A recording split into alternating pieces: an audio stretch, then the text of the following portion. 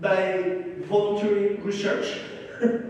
Only the people of the East, the Muslims, the Muslims of those days, the people of the East, the descendant of Ishmael, and Madian and the Abraham seed in the people of the East, study prophecy, came to receive the Messiah. And then the angels used to tell to the shepherds, come on, go, so we have some Jews there. Come on, let's go. So they miss it. Can it be possible that today people are not paying attention to the Bible prophecy and they're going to miss also the second coming? Jesus was telling them they don't get it. And the whole chapter is about these, please disciples, you need to be a true disciple. Don't get the wrong. Tell John the Baptist what you have seen. Bible prophecy be fulfilled. So that John can have faith. But the truth of the matter is that John the Baptist never asked again. He got it. He knew his Bible. He never came back to ask. Can it be possible that somebody around you today would say to you or ask you, is Jesus really coming soon? Is really the signs are happening? And then you say to him, of course, let me tell you, bam, bam, the miracles are happening, the signs are being fulfilled, like Jesus did. I hope you can. You know, you need to stick around because in a couple of months we're going to do this series. Ready or not? Let's talk about these last signs that we are seeing being fulfilled, and some that are not there yet, but it seems like smelling is there. So, when Jesus was talking to the disciples like that, the disciples were like, listen to all of this, and Jesus said to them, look guys, the truth of the matter is that they reject the Father, and they reject me. That's at the end of chapter 11. And the Father and I, we know who we talk, and you need to be blessed because the little kids like you, disciples, are seeing these things, these miracles.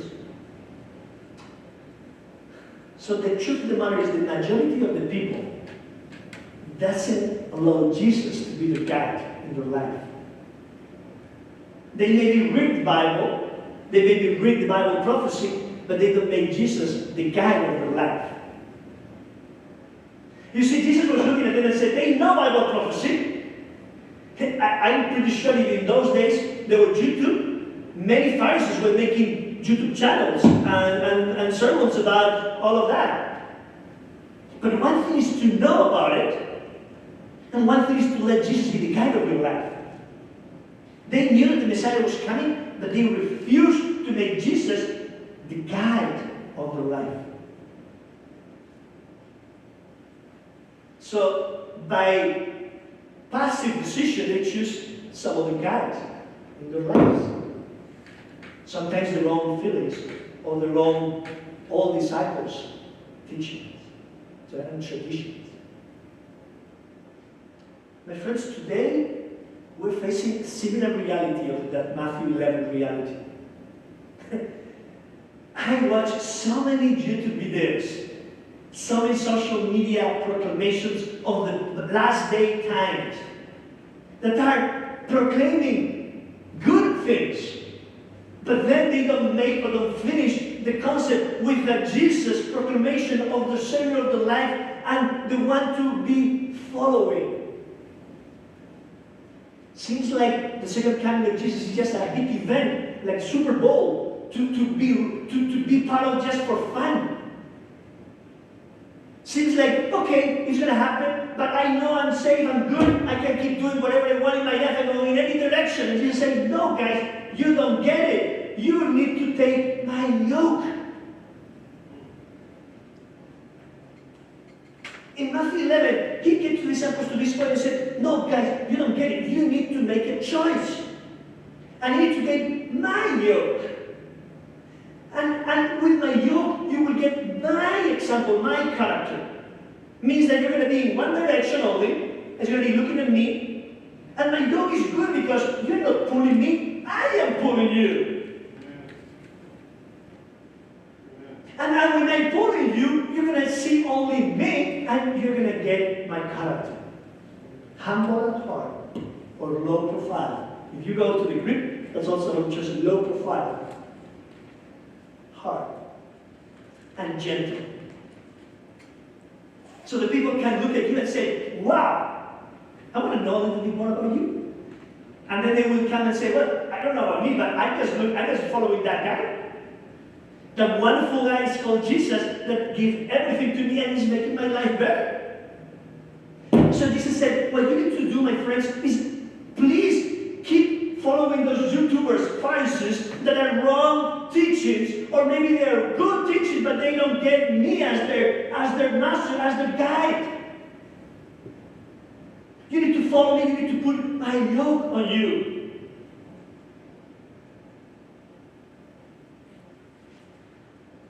Because with Jesus, it's about lifestyle. The relationship with Jesus is about a lifestyle. And that's what discipleship is all about. It's a lifestyle. It's not just a knowledge or a ritual. It's a lifestyle. A ritual can come out of the lifestyle, so you can remember things, that's good, but not make the ritual the center of it.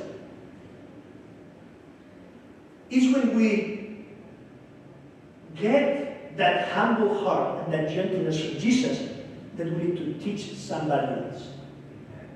I mean, discipleship is not about you and Jesus only. Never is one in the Bible. Disciples is about you following Jesus and getting transformed, and you teaching somebody. Well, the matter too is you're already a disciple. You have influenced people anyway. It's just you need to be intentional to choose how to direct somebody, how to read the Bible with them, how to pray with them when difficult times happen. Stand with them when some crisis goes, and then you became brothers and sisters in those moments. So tears are together, joy are together, and they feel better together. So discipleship is about following Christ as He's pulling you right, so it gets better. Because He's the one making the effort to make you go. That's easy. And then is when you are alone. No, you are with somebody that you are enjoying the journey. Or with some rocks happening in the path, you're together. So hey, be careful with that. Oh, that was painful. We will do it together. Look, Jesus is going well. So just a couple more steps, we're going to be fine. Discipleship is about sharing our testimony with others.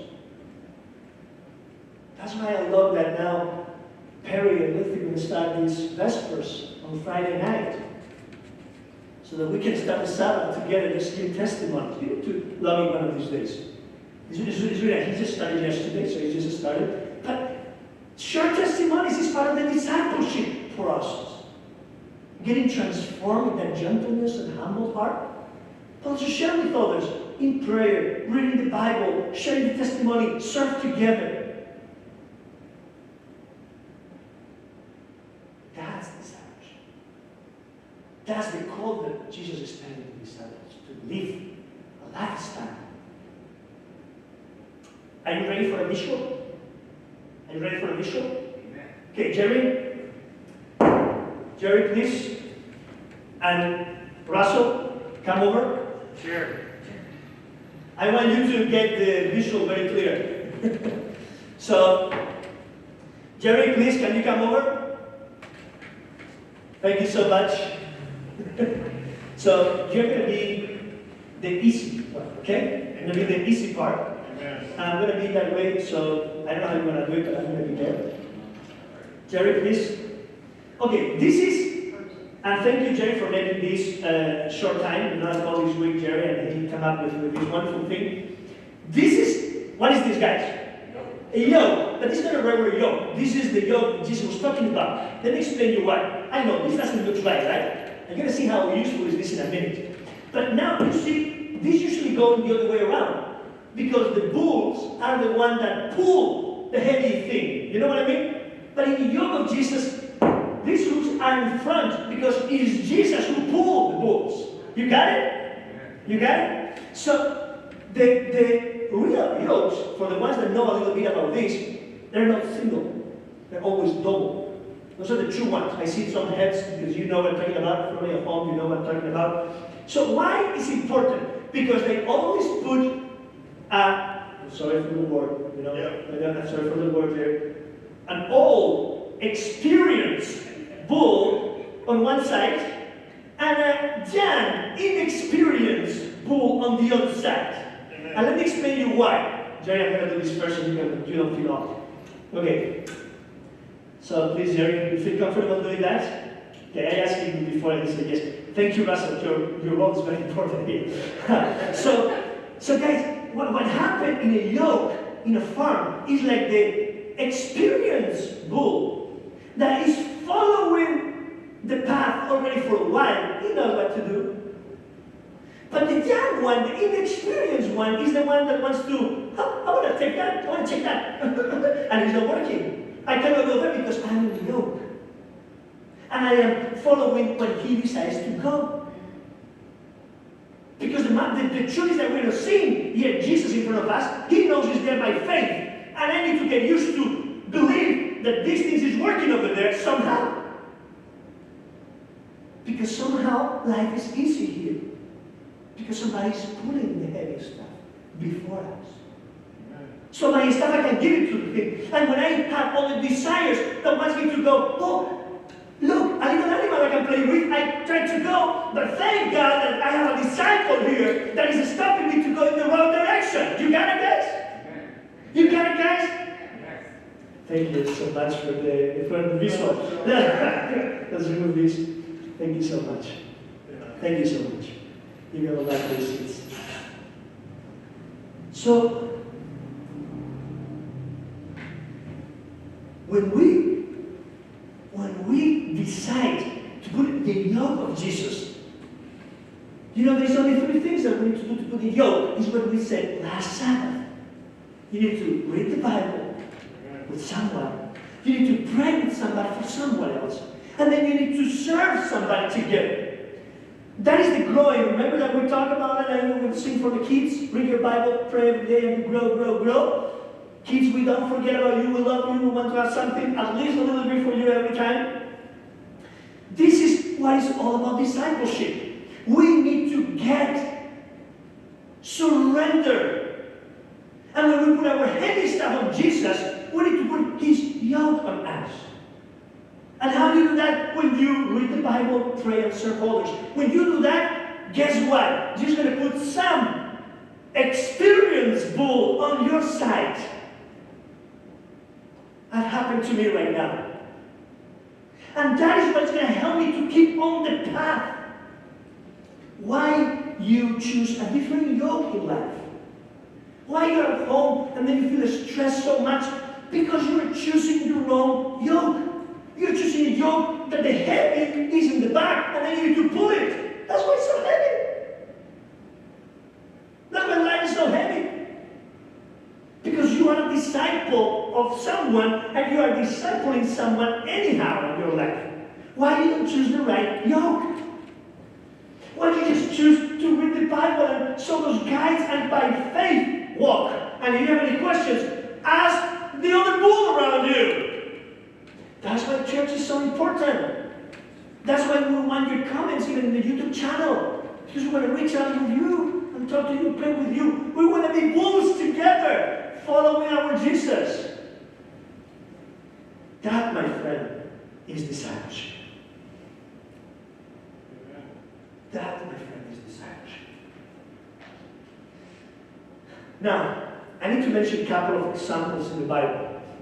Because as I was reviewing this week, and I was sharing with the family, and they were coming up, my daughter, my in-laws, my wife, thank you for all of this. They were coming up with this example. Wow, this is true. And look at the examples. Jairus, Lazarus, the sisters of Lazarus, Zacchaeus, the widow, the Samaritan woman. All of these people were in heavy stress in life.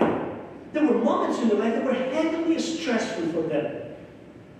Jairus was so stressed that he was begging to Jesus. He was like even forcing Jesus to come. I need you, come, please. He was just desperate. He was just anxious, stressed. Lazarus' sisters, they lost their loved one. one that lost a loved one. And they were begging, if you were here before Jesus, if you were here before Jesus.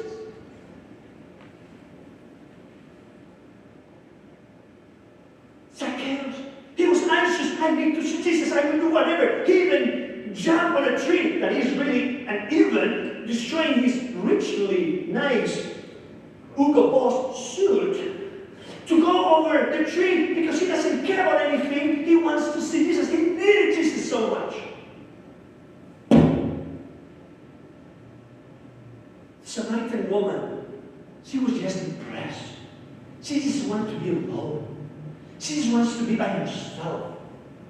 The problems were so overwhelming that she just want to let everybody go in the cold hours to the well. And she doesn't care about noon hours. It was the most hard hours walking with that heavy one. She just wants to be alone.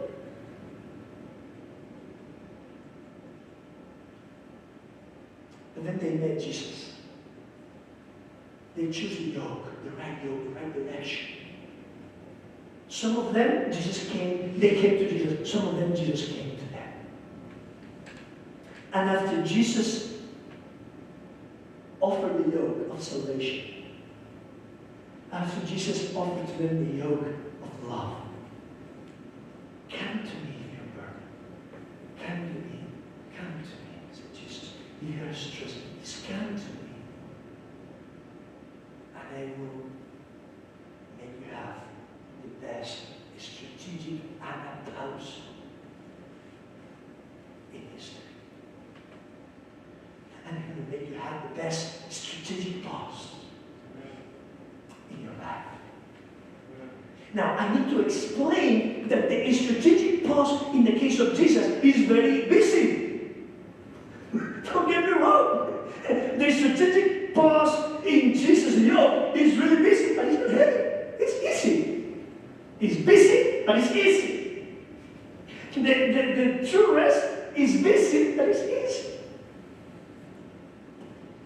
The best example in all of this is that when they got transformed, when they got the rest, the pause, happiness came into their hearts, joy, and feelings of generosity, feelings of desire to share came to their heart. And you can review each of the cases. But the one I want you to stick on is the Samaritan woman right now. That after she got the strategic pause of the yoke of Jesus, she immediately got busy in the easy yoke, going and preach to an entire city. Now, let me tell you, is that an easy job? Well, it looks like it's not, but when you have the yoke, the right yoke, it is easy. Because the Holy Spirit tells you what to say. You don't even need to worry about it. You just need to go and say it. Are you ready or not? Are you ready or not to be a true disciple of Jesus? Whatever is your stress, whatever is your loneliness, whatever is your depression, whatever is your anxiety, bring it to Jesus. And He's going to give you the best strategic pause ever in your life. And it's going to be so wonderful, so happy, that you will not stop sharing with others. And you're going to immediately get an experienced bull around you and some of the young bulls around you that you can guide them, and all together you will go and we will go to one beautiful end, which is be ready for the second coming of Jesus. It's really soon. Are you ready or not? I want to share with you the story of Beth. Beth, maybe you will watch this one day, Beth, but I know you will be happy for me to share this. Bethany Brown is the director of the Department of Human Services in Michigan State. Bethany Brown has a big responsibility, let me tell you. Because Usually, before the COVID, between 7 to 8% of the population in Maryland is hungry. That's why we have a food pantry in this church and in many Seventh-day Adventist churches and other churches. That's why we have food pantries, because there's people hungry in this estate. There's enough money to give to everybody, but there's not enough of things. They have not enough people, so there's hungry. Yes. But when the COVID hit, that 7 to 8% of people in need of food grew to 24, 25% of the population in America. That's a lot of people, folks. That's a lot of people. And don't get me wrong, the other 75%, they even got better because they got even extra resources, not just the tax, but others. And they were really cool. They even enjoyed more shopping and more life. And some people, I even shared this with people, and they were telling me, I love quarantine. I have more time for the family, I have more resources, this is great. But that's not true for 75% of the people in Maryland. Amen? But 24-25% of the people in Maryland, since March 5, start seeing lack of resources, lack of food. And when you have babies and you need to buy diapers or you need to buy food for them, that is stressful. And when you are the Department of Human Services Director in Maryland, you got to stress because you feel on your shoulders the responsibility to give and to provide. Knowing that the money is in the bank account somewhere, you feel the responsibility to feed them. So the Department of Human Services called the organization that works in these needs, Seventh-day Adventist Church in Greece. I was there representing the church. And I get to know, I knew better before, but now I got her better because, as you know, we were the only church and the only non-profit that put the map of the churches and said, where do you want the temporary food pantry? You pointed, and we will make it happen. We have the buildings, now empty because of worship, and we want to be full of food to be a blessing. Amen. And they cry over that. They say, wow. Because we know Bible prophecy, we know who we need to be these days more than ever. That's what the beauty of being the right path. So you know what you need to do, even if it sounds crazy. You know what you need to do. So we open, because 40% of the food pantries closed because of the scale of the coronavirus. Nothing to blame on them, please. Nothing to blame on them. But there was a need, and we stepped in. So we open. We train, there's full of food. And Beth, with the Maryland Food Bank, make a plan and a budget. And they came with this plan and said, if we get $10 million, come on, that's what the state of Maryland is investing in paper, office paper, every year, that's, so $10 million, we can, if we invest wisely with some extra produce of the USDA and all that, we can make it happen for 6 months. So let's do it. It's 10 million. So they put the application, the beginning of the year, the beginning of the crisis. And we were happy. Food is coming, not as much as we thought, that's happening. And then one day, Beth called me, crying, stressed, telling me, Pastor G, can you talk to me for a second? I said, yeah, tell me what's going on. So give me ideas. What is that? Give me ideas. I applied for the 10 million. Yeah, I remember. That was a great plan, great effort, fantastic, outstanding. But they gave me just 2 million. They said all the money is in the unemployment, all the money is in the health. Makes sense, those two, right? We're going to blame that. I mean, you cannot go wrong with those two. And they say we don't have cash. We wait until the federal money came probably in July. But in July, this happened in July. This was months ago. She said, wait until July? That's not going to work. Those funds are not going to do much because in the beginning is when you need to give more, just to fill the pantry of the houses first. So we need something else. So we start talking about the strategies. Say, okay, Pastor G, you know people in the government office. You know people here. You know people there. Tell me if you know any newspaper that can put some news, all of that. So we start talking about strategies, right? Strategic decisions that we make. We took a moment and we think, and then we try to make our best. We did that strategic pause that the CEO was recommending to us to do. So we did. We make all the writing, all the homework.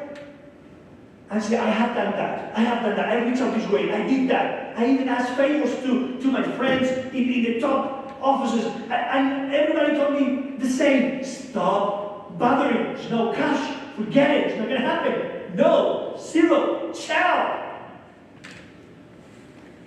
Say, Pastor G, what I'm going to do, there's going to be 17, 18% of population in mainland, and in about a month, they're not going to have food. And we're not going to have enough food to give to them, for sure. Please, Pastor G, what we can do? She must be another idea, must be another resources. And I was like, honestly, with you guys, I was like, I don't have any more confidence. Oh, wait a second. There's one more. Why sometimes take us so long? Why sometimes we take so much time thinking that we can pull the problems ourselves? Say, come on, just put the problems on me. I'm right there. Pulling. Why you want pulling with me, without me? So I said, Beth, why don't we pray? Sure. Sure. So remember the prayer. We pray, God, you don't want people hungry. You don't want that. So that's not your plan for sure. That's not the direction. You say that poor people is going to be with us, or people with needs are going to be with us. I don't want to be part of those poor people. I don't want to be part of those people that see me and do nothing. I want to be in your path. So, but I don't know what to do. But it's not your plan that me. So please can you do something about it? Because we don't know what to do. Or show us, give us the wisdom. I don't know. Do something. Lord, you can send a check for $8 million and put it in the desk of Beth. Do that if that's your way. You can make a rich man show up in the Median Food Bank and come up with a case of cash with $8 million in the case and leave and never see it again. You can do that, Lord. If that's your will, just do it. You can also send angels to the doors of the 17 to 18% of the population going to be hungry for everything. You did with Elijah for 3 years in the river. You can do that. Just do it if that's your will, but do it. Please, but take that stress out of Beth today. Because she needs not the strategic pause and the warm offer. He needs your rest.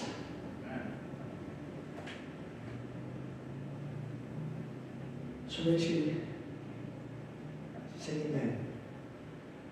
And let's say, thank you so much, Pastor G. Somehow, I don't feel stressful. I don't know. The problem is still there, but somehow I don't feel the stress anymore. Thank you. I need it. I need it. 2 weeks later, I received a visit from the division of the church to check our operation in our headquarters in Colombia. And I was showing to them what we were doing.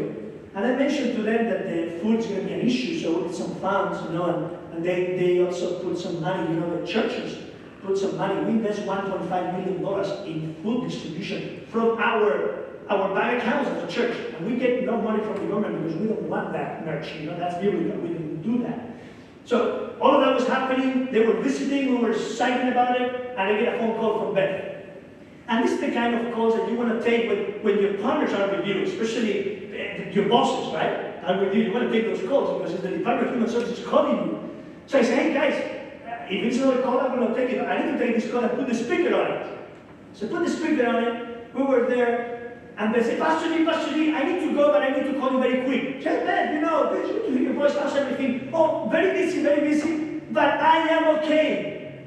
I don't have any stress. Say, praise the Lord on that. Praise the Lord on that. Say, but I need to give you a call. I need to go. But I want to let you know that I am seeing in front of my eyes right now on my desk a check for $8 million.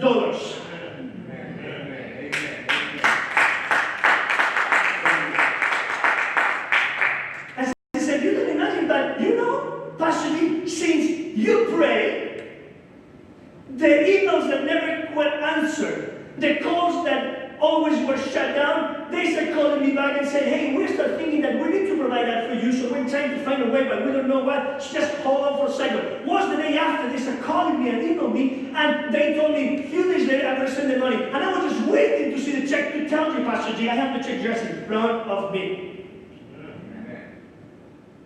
That was a Friday. And on Monday, she called me back again. She said, hey, Pastor G, you know what? I said, girl, tell me.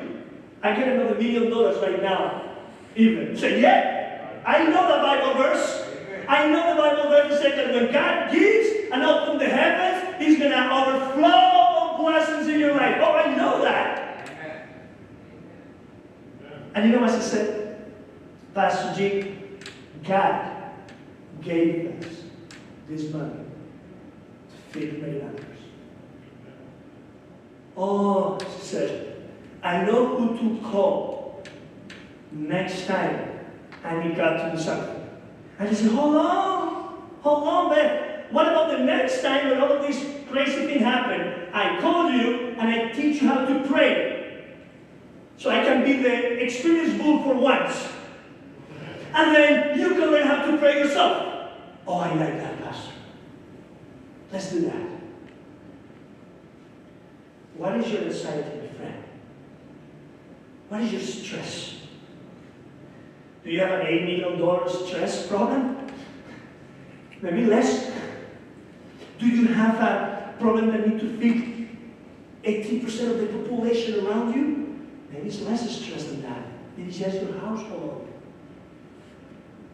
Do you have any anxiety because you have a problem that seems too big for you to take care of?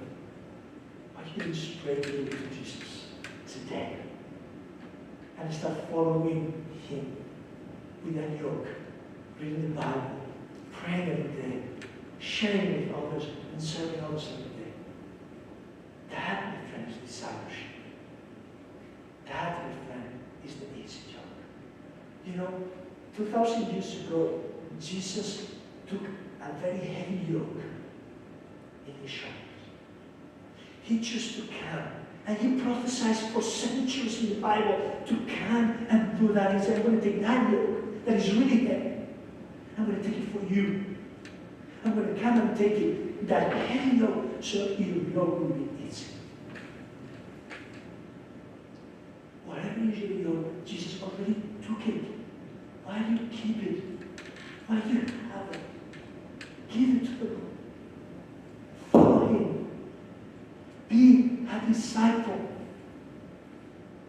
Doesn't matter. Sometimes you will be the inexperienced, sometimes experienced, but keep coming to church, keep connecting online. Let's get together and praise and follow Jesus, whatever He said. His second coming is very soon. He is coming soon.